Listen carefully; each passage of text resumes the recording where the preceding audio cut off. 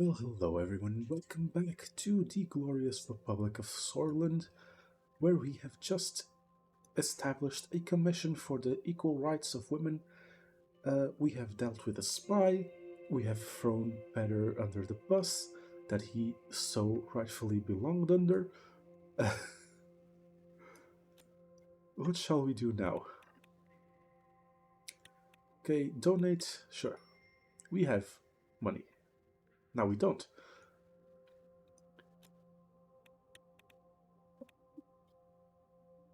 Why the fuck would I pick Gloria? Obviously, the only real choice we have is Lucian.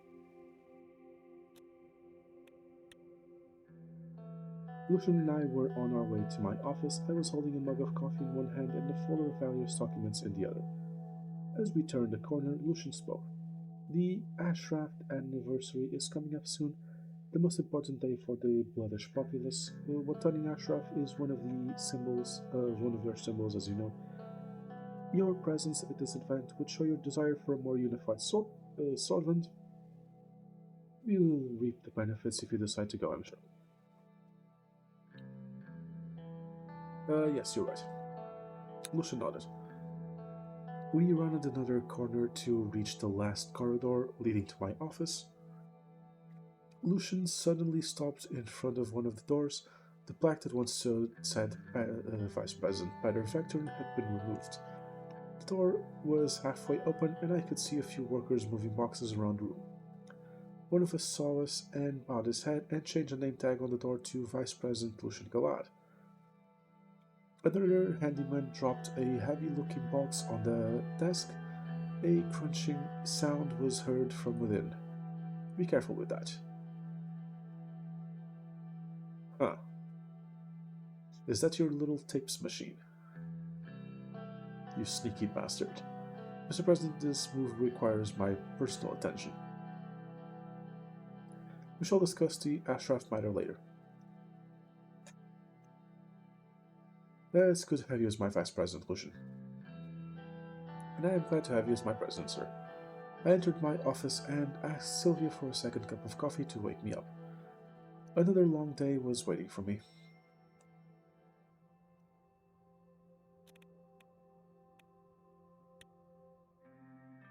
Hey, what's wrong here? I arrived in the city of Vessord with my new Vice President, Lucian, after receiving an emergency meeting request from Yosef and Leleas. I had seen the reports of a recent issue that rose between the Swedish police forces and the gendarmerie units in the city. The report said that an operation against a drug trafficking gang in Versord failed due to miscommunication. I was not hard to guess what this meeting was going to be about. We entered the city hall and made our way to the second floor. I could hear Joseph and Leia's voices echoing through the hall. I opened the door to the meeting room. The two ministers did not even realize. This is unacceptable. How dare the police meddle in the affairs of the gendarmerie?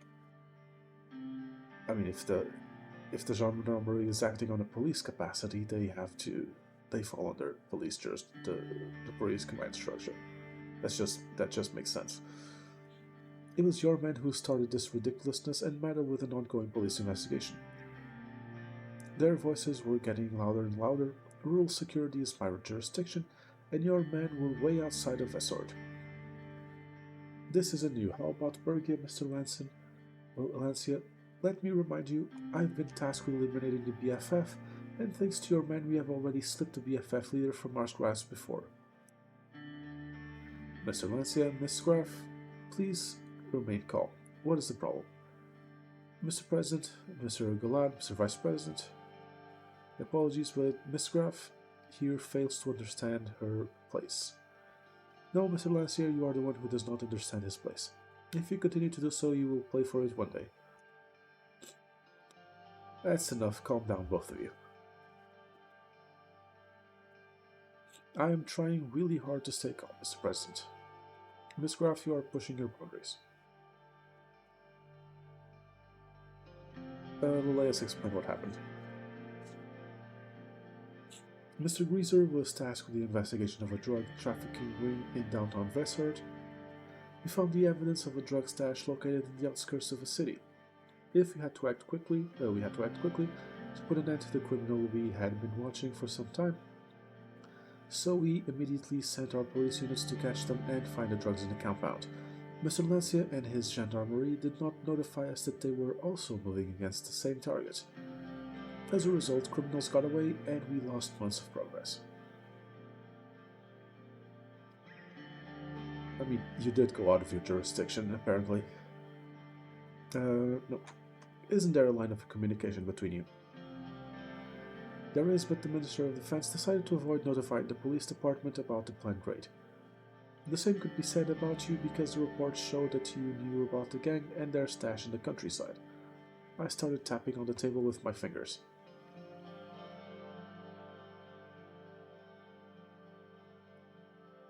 How do we solve this issue from ever happening again? I think that this was the last drop. Internal security matters should be handled in the Ministry of the Interior completely. We are called the Ministry of Interior for a reason. We can't let any more screw-ups like this happen again. She looked at me. I want the gendarmerie to be transferred to the Ministry of Interior. What? Woman, what are you out of your mind? Yosef, calm the fuck down. Yosef turned red with anger. He composed himself after a moment. Looking at it from the perspective of improving our internal security, I agree with Miss Kraft. We would reap the benefits in the long run. Look, Mr. Goliath, I know you are new at this, and there is much that you are not briefed about, but, Mr. Lancia, you are forgetting who I am. Ridiculous. This is absolutely ridiculous. I won't hand over gendarmerie to her. Out of the question. You have a better solution, Joseph? Whenever operations overlap, we should engage at the lower rank with the local officers on both sides. We could work on establishing that, but it still doesn't change the wrong system that exists now. I want to remind you about your promise, Mr. President.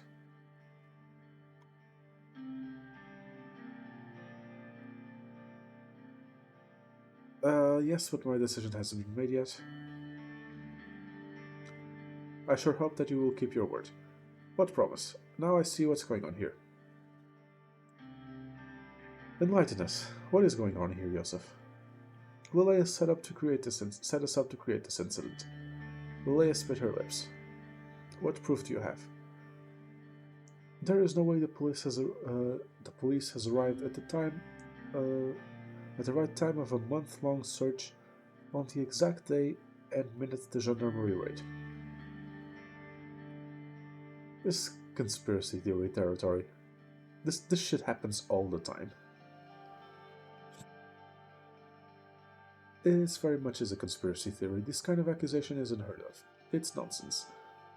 If I were you, I wouldn't believe a word Mr. Lancia says, Mr. President. Heed my word, Mr. President. When dealing with these situations, you need to always look at who gets what out of it. I won't stand idle by these utterly ridiculous and baseless accusations. I don't have time for this. What is your decision? No. This needs to stop. Cops, police business is Ministry of the Interior. If you need the gendarmerie for a war, then we'll talk. But while they are acting as a police force, they fall under the Ministry of the Interior. You are making a mistake. Thank you for being a man of your word. It was the right call to establish a modern internal security structure. From now on, work together and don't fight among each other. I want capable and effective members of cabinet. We'll do our best, right, Mr. Lancia? That's right, Miss Clive. I left the room to attend to my next scheduled meeting.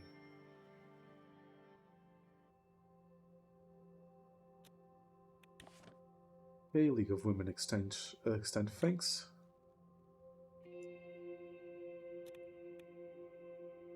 Okay, let's find out what we found about the oligarchs.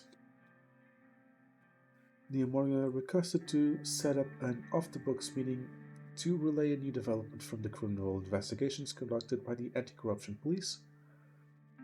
She was seated right across from me in the meeting room. Mr. President, you asked the ACP to start investigating the oligarchs. We couldn't find anything related to Walter Tusk yet, but there is a silver lining. By sheer luck, we have come across a suspicious link in Astor. She handed over a police report detailing the network of the Coronelli gang in the city. A ledger was previously found in one of the raids against the cartel. It has contents linking their operations to a subsidiary of the Heart of Soylent conglomerate.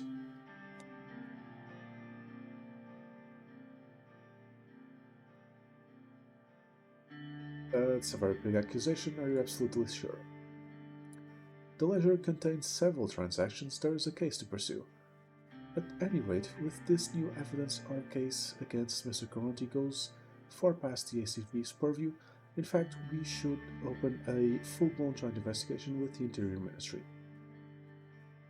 Obviously, we hope that there is nothing beneath the surface, but if in any way HOS is linked to organized crime, to figure out the truth, a more in-depth investigation needs to be launched. Agreed. So will you allow us to open the investigation? We both locked eyes. I mean, do I need to allow you? It's your job.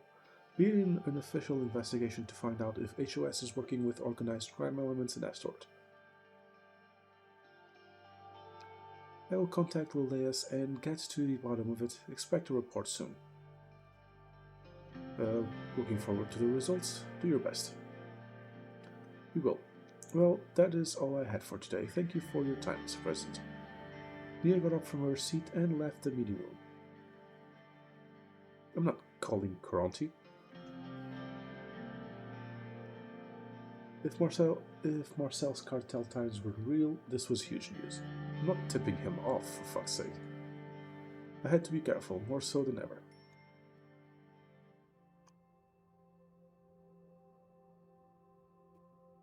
Also, of all the people, I would have thought Tusk would be the dirty one.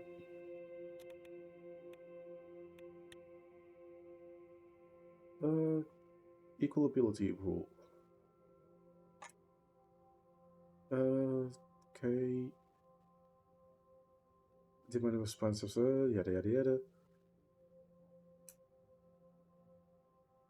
All any employees who suffer severe illness. Yeah, sure. So, expanding social disability insurance to everyone. Yes. I mean, what's another hit to the budget?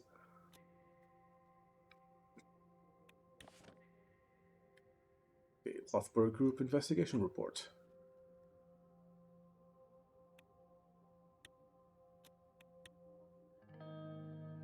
I had a meeting scheduled with Pascal to receive the annual healthcare report.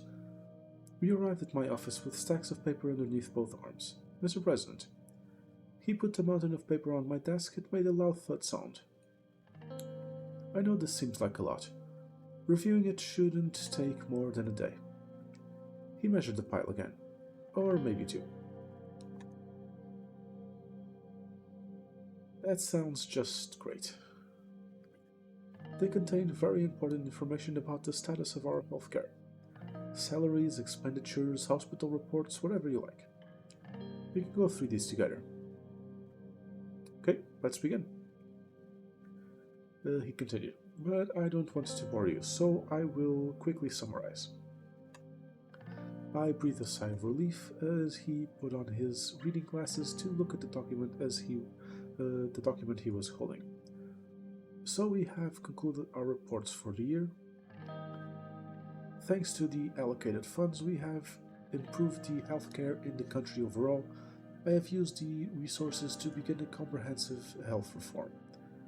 We have more patients treated, less waiting times, and higher treatment quality than the years before. Great to hear. Thank you for your hard work, Pascal. This wouldn't be possible without your wise decision, Mr. President, so thank you. We are certainly on the right path to challenge even less pure Volksland in the matter, but we are not there yet. However, give it a few more years and we might even surpass them. No, Pascal, we will surpass them. Yes, we will. Moving on. Pascal skimmed the rest of the documents before putting it down. The investment we poured into our rural healthcare facilities has paid off quickly. The quality of care increased due to the upgraded equipment, and we were able to hire more healthcare staff. Yeah, inequality is our worst enemy, and we are one step closer to beating it.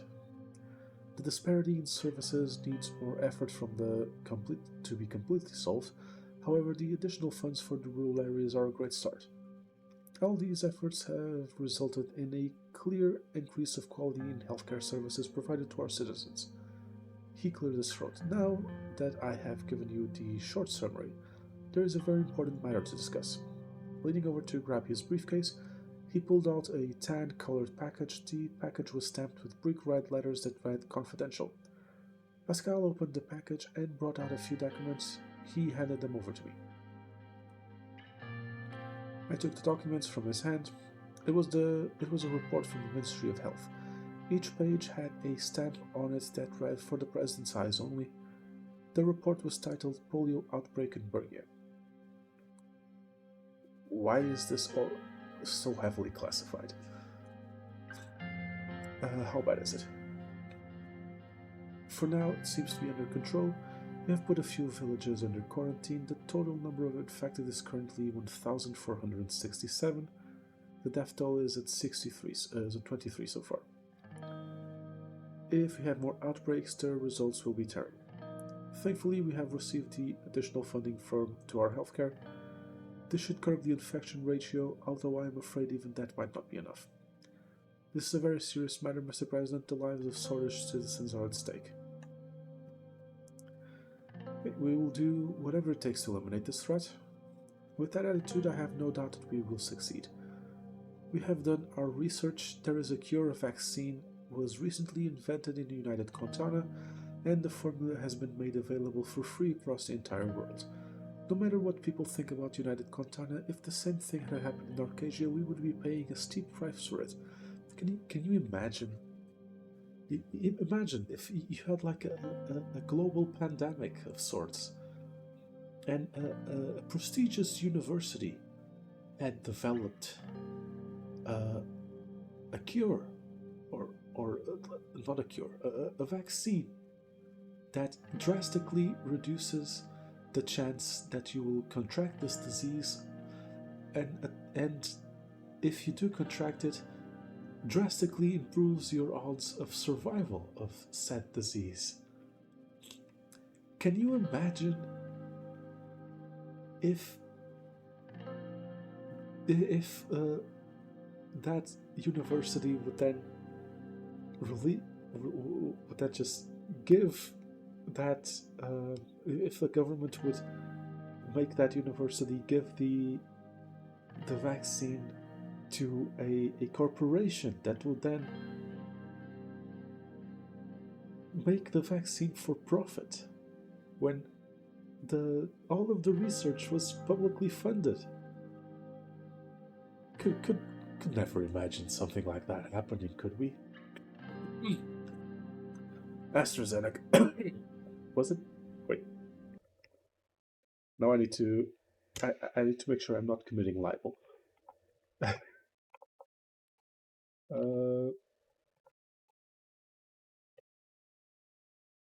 I need to make sure I'm not committing libel. Otherwise, I'm fucked. Because this isn't UK. This would be a UK company, but I'm not a UK citizen, so I really don't give a fuck. um,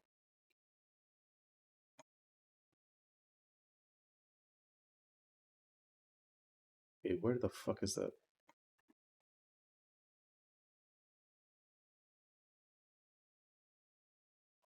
Where the fuck?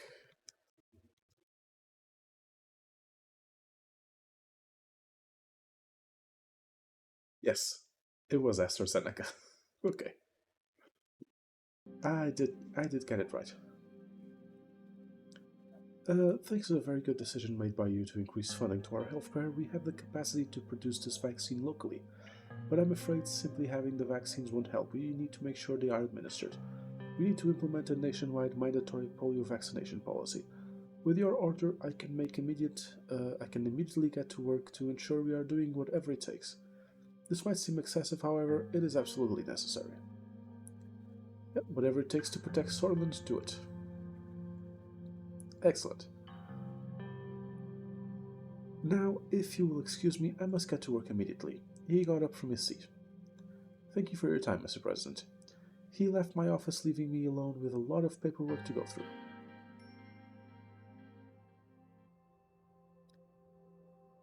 Not the button I wanted to press. Okay, protests against gender equality. Ah, shove it up your ass.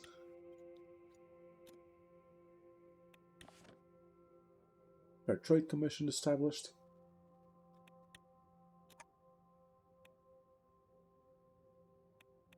Okay.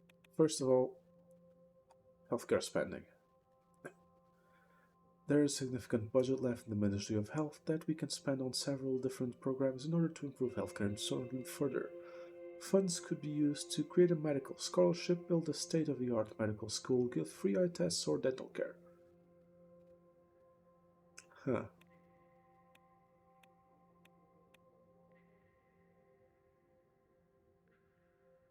I think state-of-the-art medical school would be the most useful long term, as long as it's kept state-of-the-art.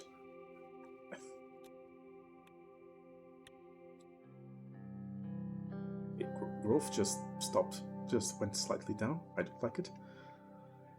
As I stepped through the front door of our stately residence, a sense of tranquility washed over me. The house was quiet, almost too quiet, without Frank blasting his music from upstairs. I entered the grand study and let the warm glow of the room envelop me. Monica was sitting by the fireplace with a very old-looking book in her hands. What are you reading? Oh, I didn't realize you were home. I took some books from the presidential library. This one in particular caught my eye. She showed me the book she was holding, and I didn't recognize the author, but the name definitely sounded Volgish. It's about the woman's struggle in post-revolution Valsland and its breakaway states.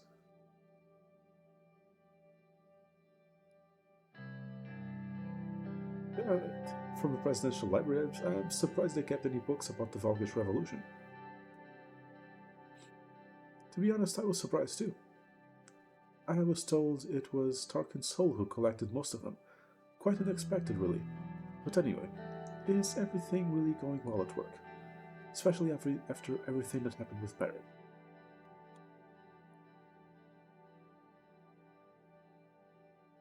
The palace does feel a lot more uncomfortable and intimidating without him around. I understand, but honestly, maybe it was all for the best in the end. Thanks to you, I was just about the only woman at the university he didn't go after. But I saw the way he was, and how he continues to be. The truth is, that man has always been a bad influence on you, and I don't think he should be forgiven after what he did.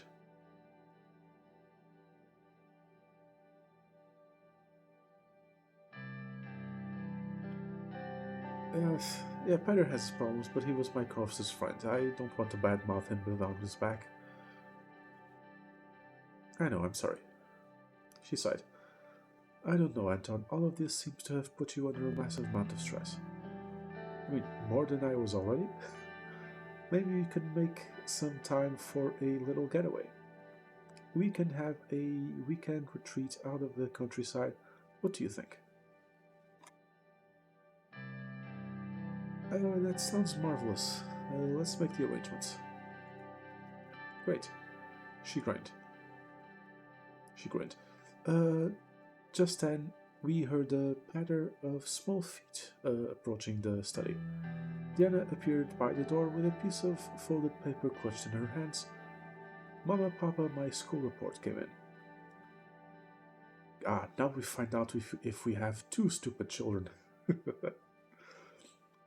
Monica and I immediately turned our attention to her, our curiosity piqued.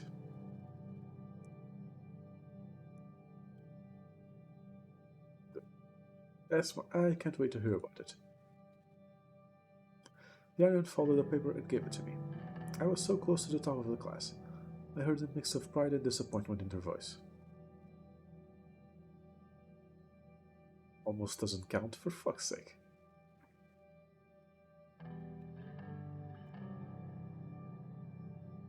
Uh, I, yeah, I'd love you if you have bad grades. Just look at your brother.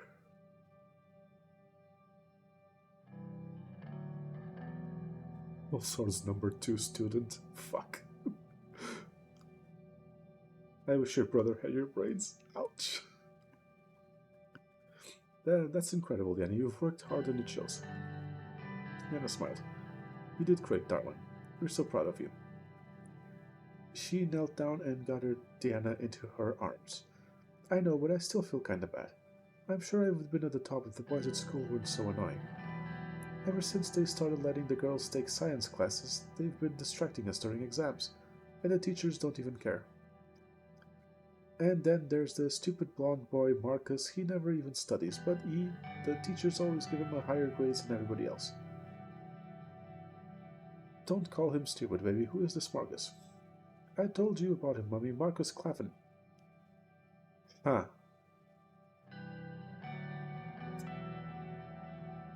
Curious. Interesting last name. The one who can't even do basic math, remember? Did you just say Clavin? Yes, that's his last name. Interesting. Do you know him? I may know his father. Really? His father came to the school a couple of times and shouted at the teachers.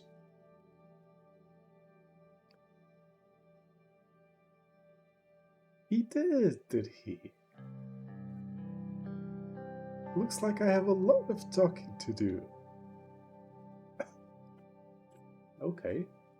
Isn't that the one who challenged you for USB candidacy, Anton? Why is your party still filled with men like this?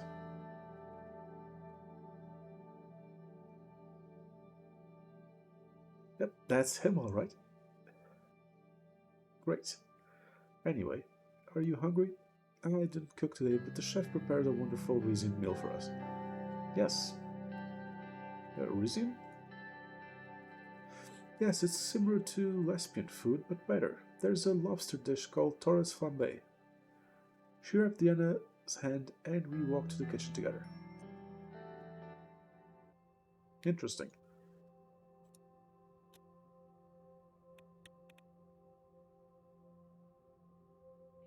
Attend with an armored convoy, come on. No, we will attend to support.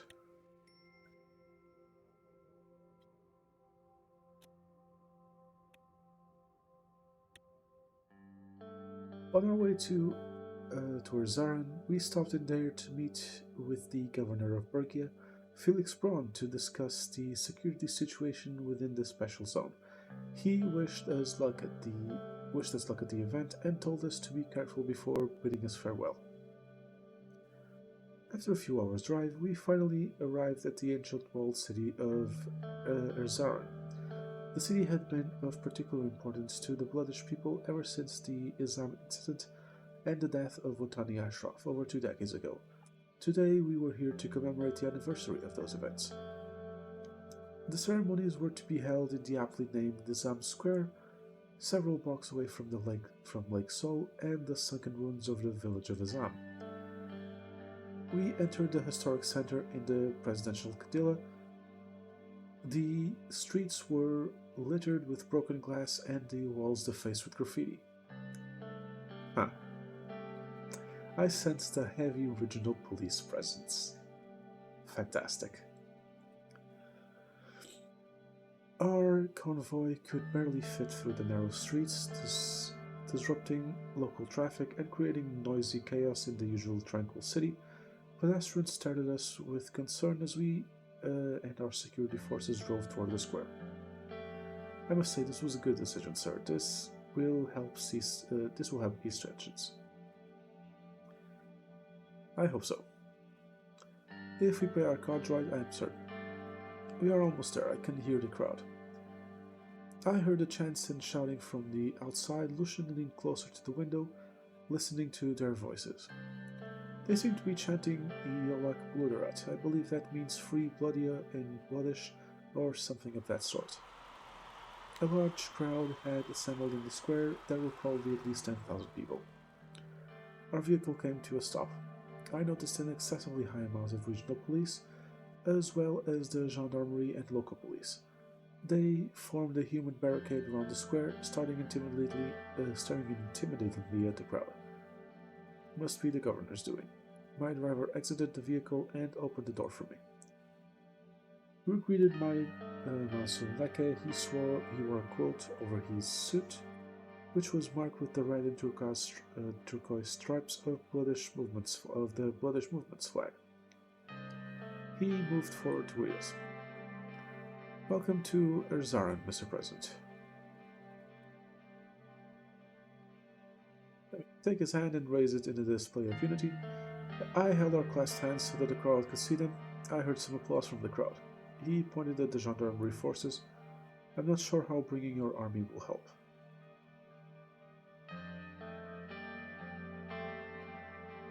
That's the governance doing. The man who abuses his authority to oppress me again.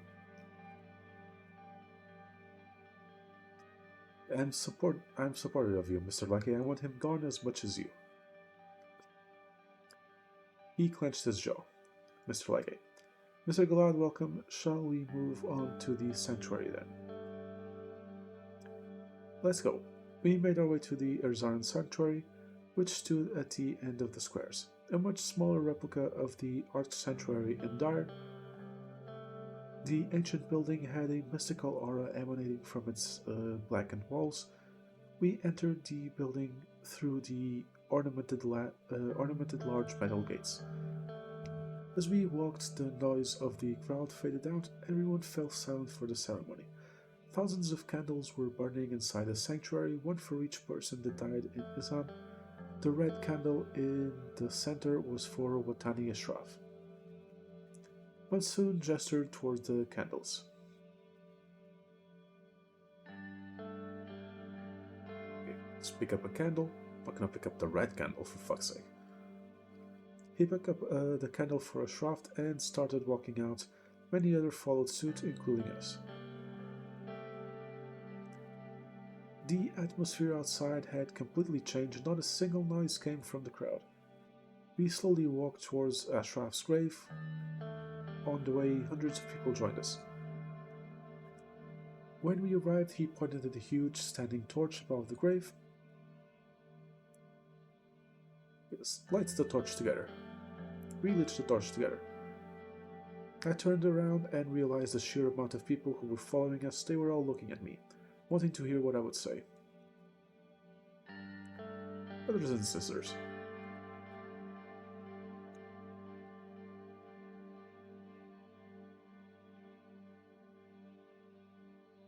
We are here to mourn those who tragically lost their lives in Nizam.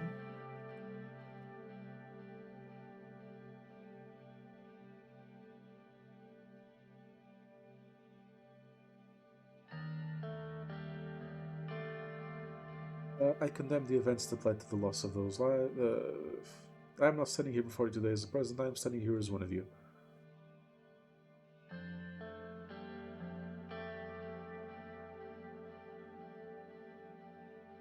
I share your hidden anger, I feel it too, yada yada yada.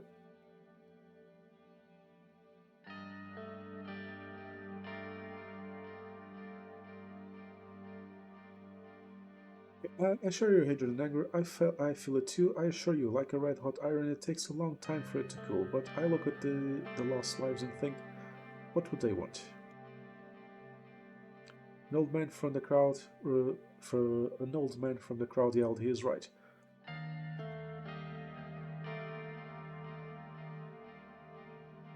I'll tell you one thing. I dream of a truly united Sorrel in a country where being blood or sword does not matter.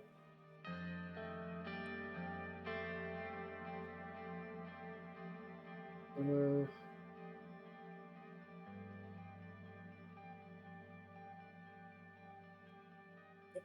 Mistakes were made. But we tortured some folks. No, I feel responsible and ashamed for the actions of my predecessors. Most of all, I feel the desperation to remove this black mark from our history.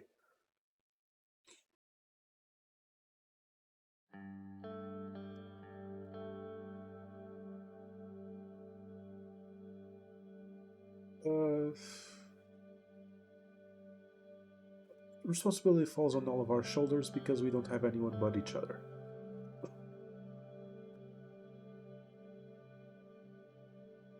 Sure, let's be inflammatory. You're like moderate. There was no reaction from the crowd, only silence. I must admit, Mr. President, that was a good speech. Well, thank you.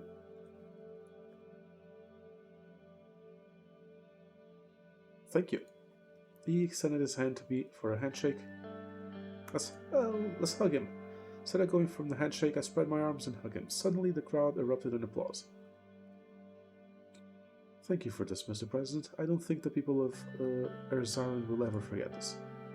You have become the first and only president brave enough to come to Erzarin and pay respects to the Isam victims. I hope this will be the start of the new era. Thank you.